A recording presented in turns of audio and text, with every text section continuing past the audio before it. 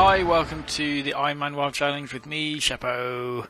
It is November 16th, and it's the WoW 13th anniversary. It's really odd to think that actually I've been playing this game 13 years. That's ridiculous, isn't it? That's a little bit sad. We've got increases all experience and reputation gains by 13 for now. We can't use that 13%. And the quest? We'll keep the quest, because that's a chunk of XP. I'm not sure when we're going to get ourselves down to Stormwind again, though. It's probably quite a while. Okay, so what's been going on? I've been on holiday, as you've probably seen from the video before this one. No, the video before this one. I went to Iceland. It was amazing. If you've never been to Iceland, go. I'm not sponsored by Iceland. Other countries are available, but it was pretty cool. Literally pretty cool. It's really good. And I bought a drone, and I've been flying that around, and lots of fun. It's not Warcraft related. I'm not sure whether I'll upload any more drone stuff to this channel. Whilst I was away, BlizzCon was on, and so I kind of watching BlizzCon from the sidelines, which is always the way. I always go away around the first or second week of November, because it's my wedding anniversary on the 7th of... Did I say September? I meant November. It's on the 7th of November, which is always around when BlizzCon is on, which is a bit awkward. The wife knows by now to, just let me have some quiet time with my virtual ticket. So I caught the announcement for Battle for Azeroth. It's old news now by the time this video is going to get uploaded, I suppose. I'm not sure how I feel about the expansion in general. I think the title is misleading. And the premise that we've been told, I think, is misleading. I don't think the whole Horde versus Alliance thing is really going to be that much of as much of a big deal as Blizzard want us to believe it is. If that makes any sense. Knowing we've got Queen Ashara in the second raid tier kind of makes me think we're going to have lots of old god stuff kicking off, and we'll be joining forces to fight the common enemy. The battle for Azeroth isn't Horde and Alliance in a battle. It is us collectively battling for Azeroth's future, I think. Something they've kind of hinted at. So that is more interesting, I think, than like the Horde and Alliance thing. For the Ironman Challenge, we had something that was far more interesting, though. So, like 4 years ago now, whilst Mr. Pandaria was out, I put out a video saying how to fix levelling in WoW, and basically, a load of things that I said that Blizzard should implement to make levelling interesting and fun again. And over the past, maybe it's more than 4 years, since then, Blizzard have slowly implemented that list of things that I said they should. I don't suspect Blizzard saw that video, because, nobody saw that video. But it's good to... What's that? Putrid Gargoyle. It's coming this way. It's good to think that Blizzard kind of are thinking along the same terms. And a lot of what I was saying was really about the fact that, when you're levelling, even on this challenge, admittedly I have rest XP, but as a normal person levelling or as an alt levelling, the main problem you have is the storylines per zone are actually pretty good. They have made some of them. Some of them are better than others, but generally they're pretty good. But the problem is, when you're leveling, you out-level the zone, even without any gear or any heirlooms, or we've lost guild perks since then. But without any of that stuff, even just in bog standard gear, you level too quickly, and therefore what generally happens is if you are interested in questing, what you're going to do is you're going to give up and move on to the next zone when you're asked. The game basically comes up and asks you with an adventure guide, go to the next zone. And so what I suggested they do is introduce level scaling, and that's what they're doing. And that's going to be really interesting for an Ironman challenge, because at the minute, these mobs here, level 41, so we have out-leveled them a little bit. I'm level 44 now. So that's all the bats done.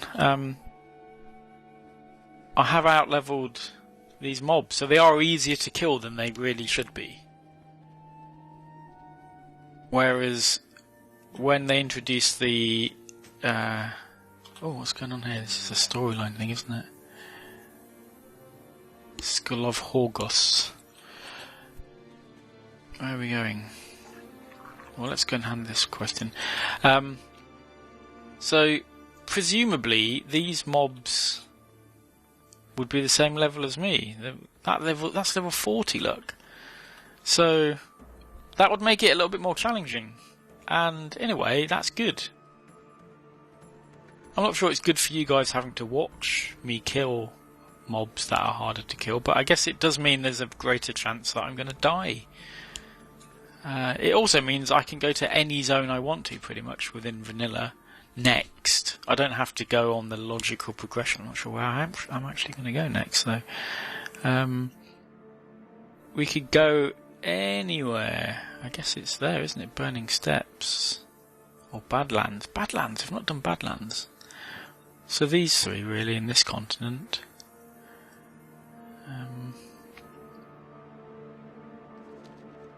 So yeah, we can go wherever we want, which is really cool, and we can complete a zone, and it will keep giving us decent amount of XP.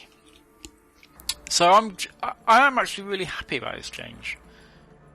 Not only for just the Ironman, but actually what that's going to mean, hopefully, is that people are going to actually level their alts or their new characters properly and not just spam dungeons all the time. So that's really good. We should see more people out in the world as well. Generally a good thing, and it's coming apparently quite soon. Maybe within the next couple of videos we'll have that already. It also means I can skip Outland. I can just go to a different... Can I help you? I can go to Northrend next, which is also pretty cool. Quite excited about that. Okay, yes, traveller, rough roads. Of course, a young gnome like you would have no trouble taking care of a few wild animals. With the roads clear, my journey to the next tower will be much easier. Trends of use of Crown Guard armbands. Okay, so choose one. See you around. And he can fix my gear and sell some of this shit to him. Okay. Be careful. So yes, the zone scaling I'm really looking forward to. I want to feel like I might actually die on this challenge at some point. Okay, we've got another quest from Fiona. I have what you seek. I'd like to set up shop in Lights Hope Chapel someday. I'm not much of a fighter, but that doesn't mean I can't help the cause. The trek continues. I believe the horses are ready. Argus High Beacon, the gentleman who works with the Argent Crusade, spoke with me earlier. I understand he will be coming with us. That's great. I'll make room for him. I know that you're busy, so there's no hurry. Whenever you're ready, hop onto the cavern and we'll proceed to the next tower. The only honest merchants are Gilnean merchants. We are not going to leave yet. I'm assuming we're going to go to there. So whilst we've got a couple of quests here, we'll finish doing those. The other big announcement at BlizzCon was the announcement that they're going to do at some point in the future, probably like a couple of years away, I suspect, classic servers. Something people have been asking for a very long time.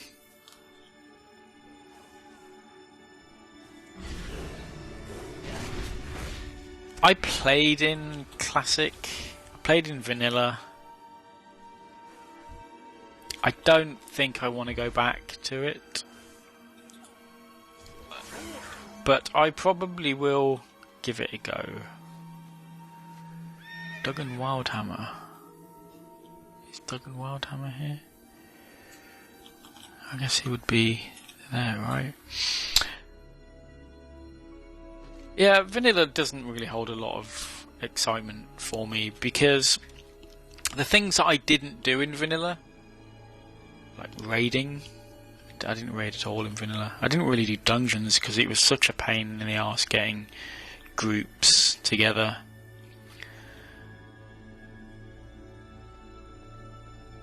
So I'm probably not going to do that again, or try and do that again. But if I can find a social guild, then maybe.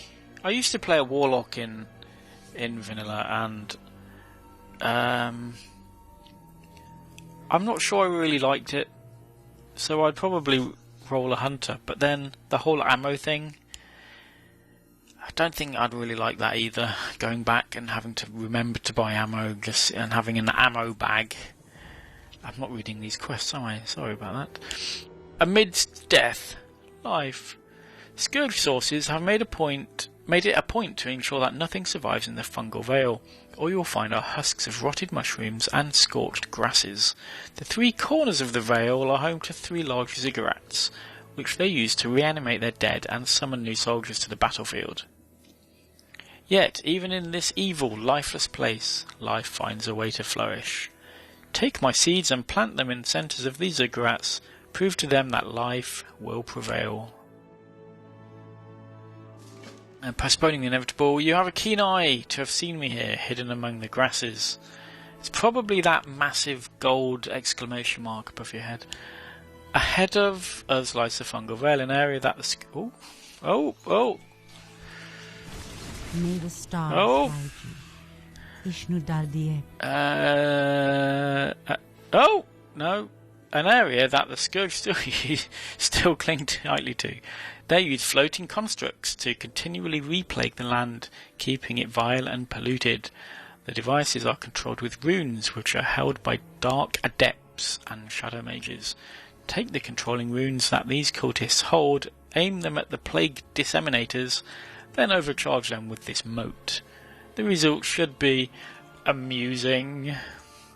Goddess, watch over Okay, you. I do like an amusing moat. What was I saying? Yes, hunters in Classic. So we'll see, because there are some things that I really enjoyed about hunters in... Oh, I've got a buff. No, it's gone now. That I really liked about hunters in Classic. Like, specifically, like, the pets. Having different pets. I mean, it really boiled down to 2 pets that people went for. Whoa. Plague Disseminator. Got a overcharged moat. Okay, so I need to get the rune first. Yeah, there was like two cats essentially that people would grab depending on what level they were. Rake, I think he was in Mulgore. Level 8 pet, maybe level 12, something like that. I mean, you couldn't tame a pet until level 12 anyway. Sorry, level 10. And So he was the fastest attacking pet you could get at that level. I forget how quick it was, but it was very quick, and like it made a massive difference to your DPS. And then at a later level, around 30, I think, 32, there is one called Broken Tooth in the Badlands, and that was the fastest attacking pet. So stuff like that I really liked, because you know, you wouldn't, like at the minute all hunter pets, like every single one of them is exactly the same. Pretty much, like their base abilities and their base stats are all exactly the same.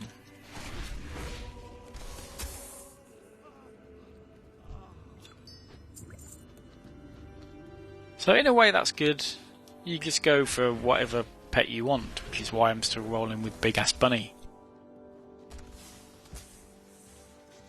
But it does mean you lose a little bit of flexibility in terms of like like your play style, because not all pets were created equally in, I think all the way up to Cataclysm. Like you could pick which one you specifically wanted. Did you want one that could run very, very fast and chase down mounted players on a PvP server? Then there's a pet for that. Oh, my pet is, talking of pets, he's getting a bit low on the old health. So that aspect was cool.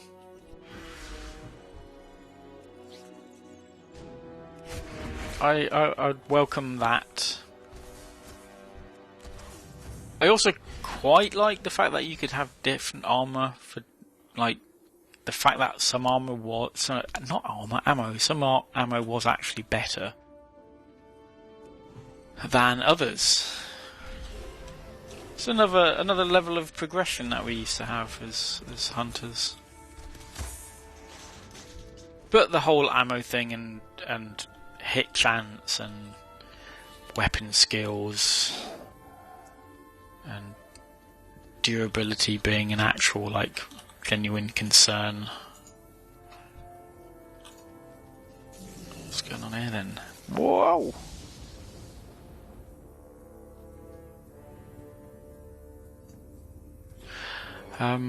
Yeah, those aspects weren't very cool.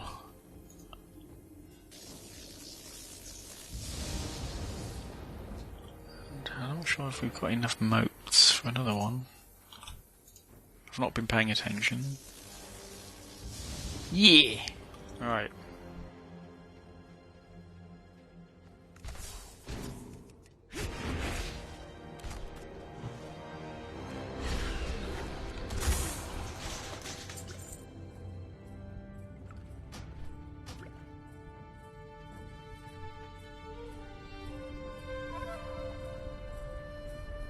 So I also think it's pretty difficult for Blizzard, because they've made this promise now of classic servers, but in reality,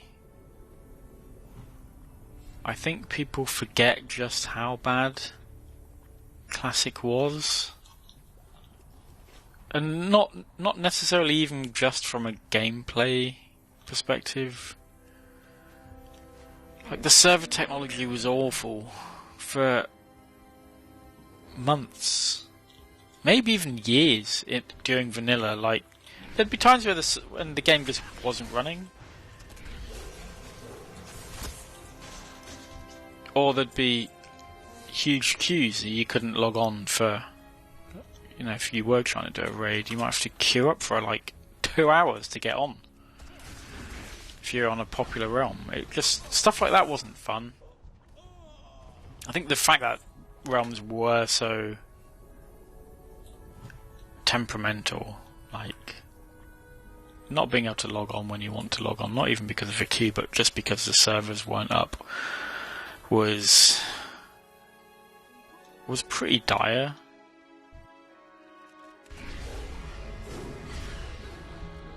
And Blizzard gave us refunds. I guess that was it, one good aspect. They actually they did give us refunds like a day refund here and there when people couldn't log on.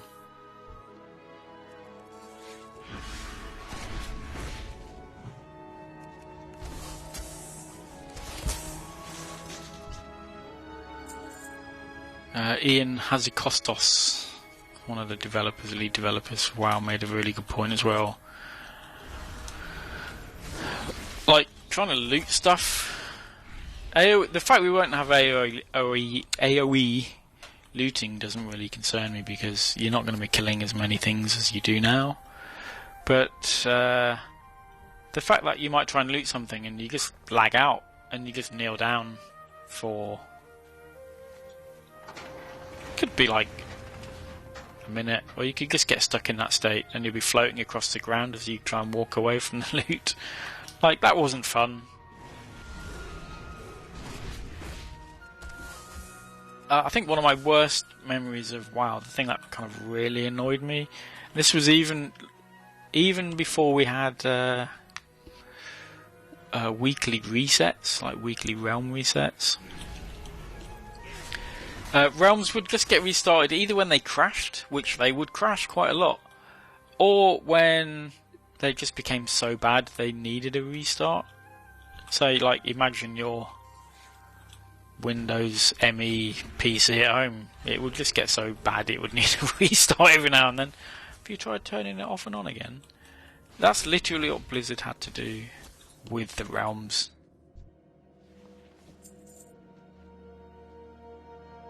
There was a quest, very long quest chain in, which zone is it? I always get it mixed up. In the Burning Steppes, where you needed to kill a specific named ogre, I think it was.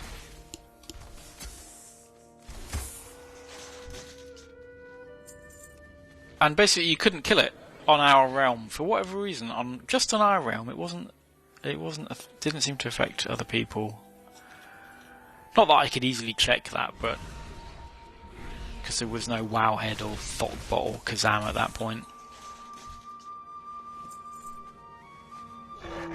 But you couldn't kill it because it spawned halfway in the ground and halfway out of the ground. And it was a really important, like, every quest you were doing back then was really important. Like, it would lead on to dungeon quests or quests into other zones or other sides of the world. Goddess. It was really important that you did them. And you couldn't complete the quest. And so I logged a ticket to Blizzard support, and they were just like, wait until the next reset. When's that? So I think I just gave up and went to a different continent. Not good. Okay, amid's death. Even if the flowers died out shortly after they bloomed, they proved our point to the Scourge. They are losing, and we are winning. Thank you for your assistance. And postponing the inevitable, the sooner the Scourge are pushed out of the fungal veil, the sooner we can heal it. Thank you, Iron Sheps. And we have dinged. We are level 45. Which is good. I think that means we can buy some new vendor armour. But it's not bad. I remember coming to this very spot for a quest, which I think has been removed from the game in Cataclysm. And there used to be a Horde... I think it might have been a Horde quest hub here or something. I was on Alliance, and coming here and actually, like, having a massive world PvP battle here with Horde and calling in friends from the guild and stuff like that was so cool, so epic back then. Actually, some of that stuff was important. Trying to stop the Horde from leveling was a thing. Devil's Libram. Whoa there! Well, you can see that made me jump.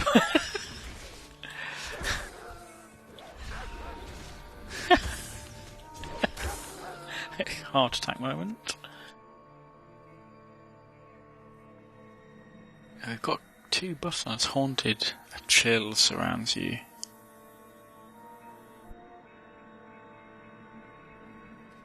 Right. Let's head back. Oh, where's that vendor selling? Is it here? Armour vendor. What do you need?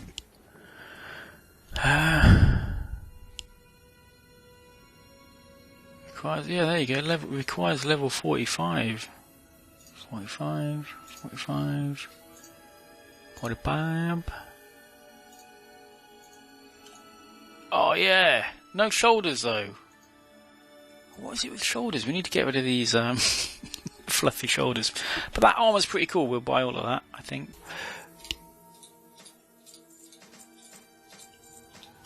Be safe.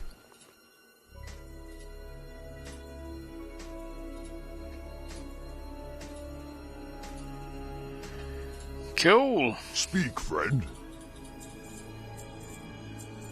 For Right, the let's Horde. hand these quests in. Haven't we done this before? Hello there, Iron Sheps. We know who you are. Did you find the skull and the sword, Iron Sheps? I most certainly did. You found them, well done. Those relics hold within them the memories of the scourge forces at Darrowshire. We will need these if we are to save your Joseph Redpath. Cool, where are the other quests that we've got? Extended Annals of Darrowshire. Where is that? That's here.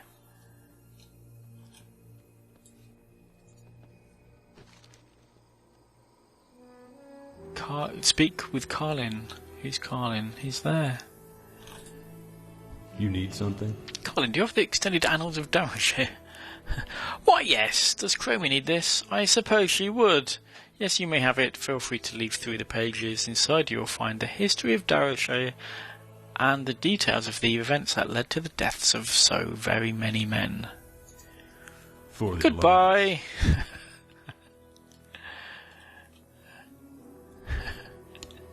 He's very happy about that, isn't he? Hi. Do you have the relics? Yes. You have the relics. Good. I will get to work on resolving any temporal discontinuities. Don't worry. That's not something you have to worry about. You just gather the reagents. Cool. And it looks like the reagents... No, that's the caravan. Where are the reagents then? What even quest is that? I don't know where that is.